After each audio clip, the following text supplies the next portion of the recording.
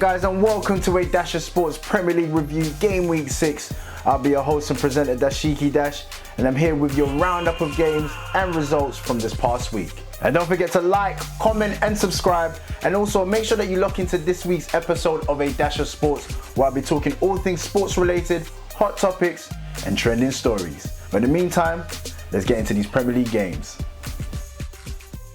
So welcome to a Dash of Sports Premier League review game week 6, and I'm just literally going to jump into the roundup of games and results from this past week, because yet again it's been an unpredictable week of football, starting with this Monday's fixture of games.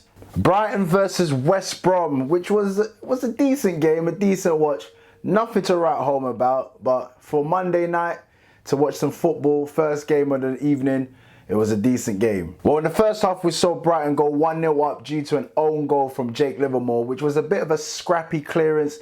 Tariq Lamptey crossed it in, was an attempted cross, deflected onto Jake Livermore, and it went in, and that was Brighton 1-0 up. Brighton did actually have a few attempts before that goal, where Adam Lallana was through on goal, but he opted to pass it, square it to Maupay. Maupay tried to find the far post, but the goalkeeper stuck out a leg to save it. That was pretty much the main action from the first half. Well, in the second half, we had to wait all the way until the 83rd minute, where Karlan Grant scored the equaliser to earn West Brom a much needed point, which is going to do West Brom the world of good, because boy, they're going to need to pick up points anywhere they can, and to get a draw away at Brighton, hey, that's good enough right there. And then moving on to the late kickoff of the evening, Burnley versus Tottenham, which ended with Spurs winning 1-0 with a goal from in-form forward Son, assisted yet again by Harry Kane. A combination and partnership that is, literally, it's doing bits right now. I got to admit that it's doing bits. And games like this always reminds me of back in the days, like a cold Monday night at Stoke. You don't want to go to places like this. So to come away with a point, hey, you got to be happy with that. Well, to say that Tottenham handled themselves away to Burnley, I got to give them their fair dues. Like about 60% possession, shots in total. Burnley had about 13, Spurs had about 9. So it was evenly matched, but to be expected that Tottenham would have had more ball possession. And then they made it count with a corner crossed in by Lamela, which found Harry Kane, who managed to flick it on and found Son, of all people. You know he's going to find him. And then Son just headed it far post. Defender on the line, couldn't reach it. 1-0 Spurs in around the 76th minute or so, allowing them to take all 3 points back to the new White Hart Lane. And moving on to Sunday's game, starting off with Southampton versus Everton, in a game which many people would not have guessed that Southampton would have won 2-0. 2-0 against Everton, which many have been talking them up, especially how they've been leading the pack in the last few weeks with the way Ancelotti has just literally rejuvenated the whole team. And yet again, another amazing performance, and not for his goal scoring, but Danny Ings setting up 2 of the goals, which was scored by James Ward-Prowse and Che Adams to help take all 3 points for the Saints. But there was a controversial moment during the game with a red card for Lucas Digne, which even now, looking back at it, I don't think it was a red card. Everton fullback Lucas Digne was sent off in the 72nd minute against Southampton after chasing Walker-Peters and standing on his heel.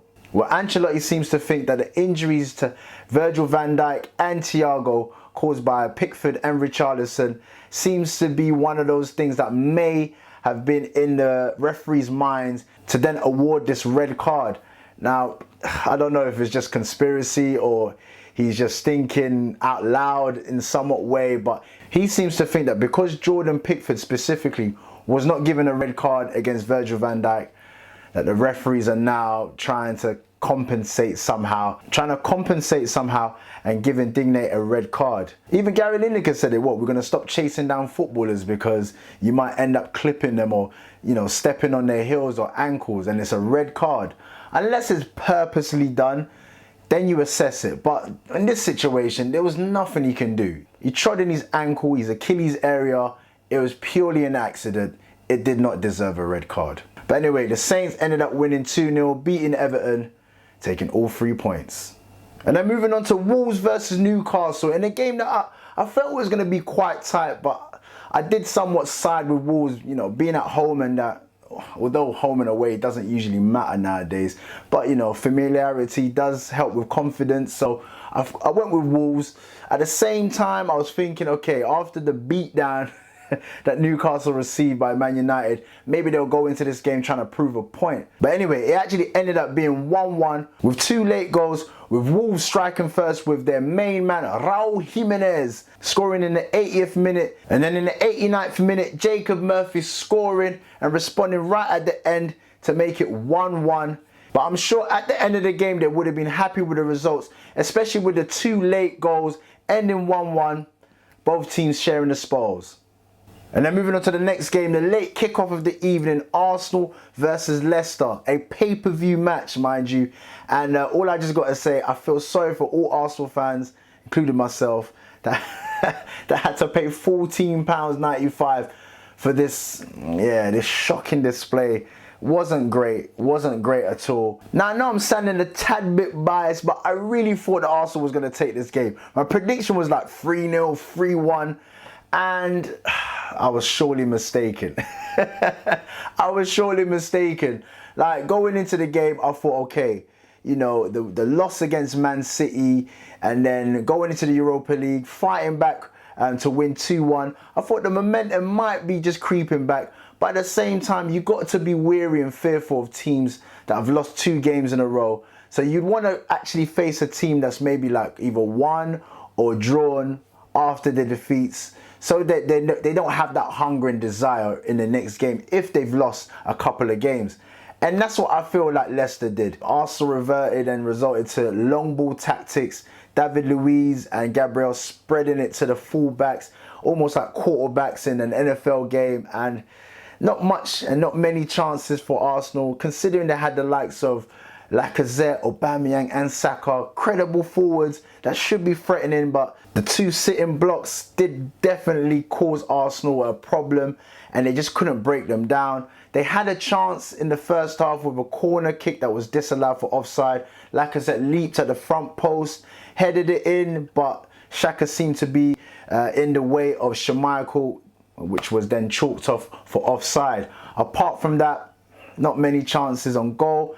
Leicester literally, smash and grab really. Smash and grab. Sat back, soaked up all the pressure, and then eventually in the second half, once they just knew to themselves, they went in at 0-0, brought on Jamie Vardy, and this game was all about Thomas Partey making his Emirates debut. No Thomas, no Partey, but listen, the real party starter is Vardy, Jamie Vardy. No Vardy, no Partey.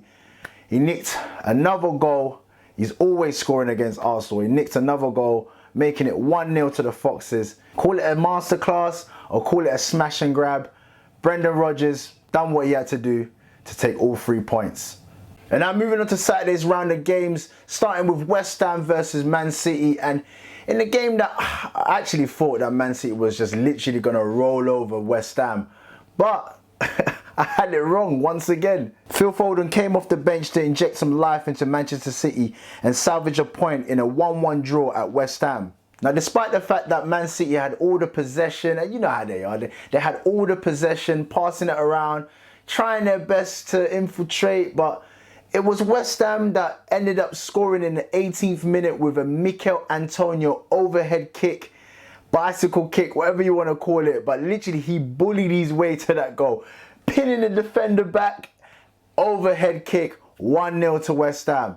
Now at this point I'm thinking to myself, alright, well, the way that West Ham have been going, they would have gained a lot of confidence as well from their late draw against Spurs. So taking the lead 1-0, I thought to myself, hey, listen, we've got a game on our hands. Then in the second half, Man City were pushing for that goal and some real good chances for Raheem Sterling. But if it wasn't for those heavy touches, like literally touches that was getting him right on the doorstep of the goalkeeper, that left no room for really a good finish or for him to even finish at all. But they had their chances, and then Phil Foden scored to make it 1-1, and that's how the game ended. You know, yet again, Man City losing points. Well, not only the dropping of points would have had Man City feeling a bit down, also the injury to Sergio Aguero, who's suffered a hamstring injury and could be out for a number of weeks, and with Jesus being out as well, yeah, it's just looking a bit shaky for Man City. They're going to have to use Raheem Sterling as a number 9 yet again. I don't know if it's fared well or not, but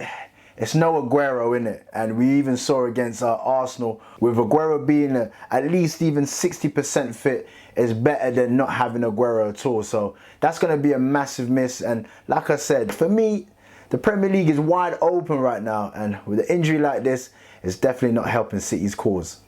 Now, I know I said that there was some unpredictable results, and look, not every result is unpredictable. I'll give you this one for free. Fulham versus Crystal Palace.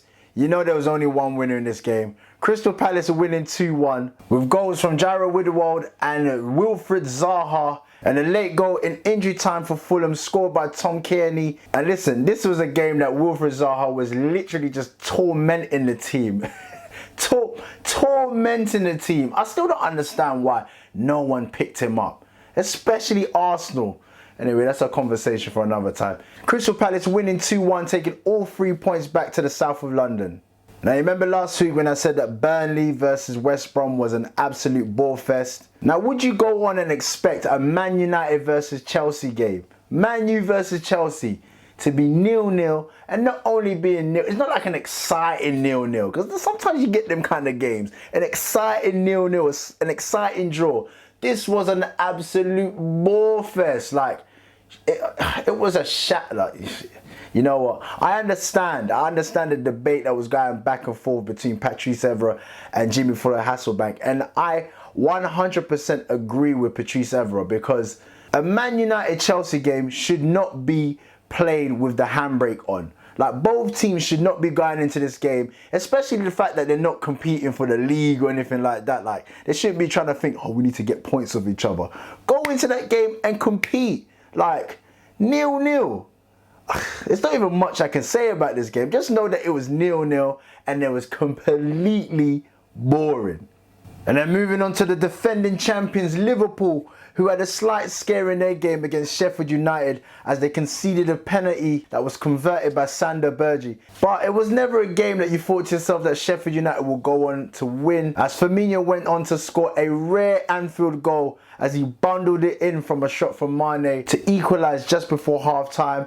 And then in the second half, Diogo Jota scored a headed goal to make it 2-1. But like I said last week, I think that Liverpool are more than capable of winning games without Van Dijk. It might not be all smooth sailing, but they're still more than capable. And then last but not least, my game of the week, literally, Aston Villa versus Leeds, as Leeds left Villa Park with all 3 points and 3 goals, all 3 goals by Patrick Bamford. An amazing Premier League hat-trick, a true goal scorer. He scored his fair share of goals in the Championship, scored some goals here or there in his first couple stints in the Premier League. It's good to see that he's made it back in the big time and scoring a hat-trick. Well, Patrick Bamford's first goal was literally a tap-in. Hey, right place at the right time. But the second and third, he was picking his corners. He was picking his corners. Like, literally, he would have gone home that night with the match ball, and really delighted with the 3 goals that he scored. Real good goals. And as I mentioned at the beginning that, you know, this week was a bit unpredictable, I did not see Villa losing this game for some reason. I know that, listen, Leeds can ball, they can play, but I didn't see Leeds winning this game. 3-0 unanswered. There were actually chances for Aston Villa where Jack Grealish went on an amazing run, took on about 3 or 4 players in the box, players committing, he just kept dropping the shoulder, players were committing, he kept dropping the shoulder, but the finish just didn't match. And also, I've been praising Emi Martinez for his clean sheets, week in, week out. He's been keeping clean sheets, and on this occasion, 3 goals conceded. But listen, this week there was nothing you can do about those goals due to some incredible finishing by Patrick Bamford.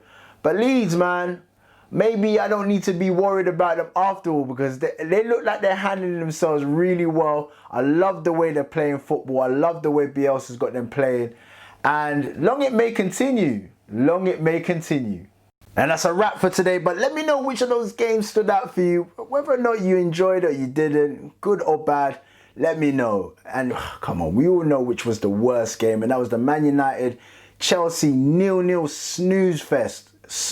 Listen, it was so boring. I'd rather watch paint dry. That's how boring it was.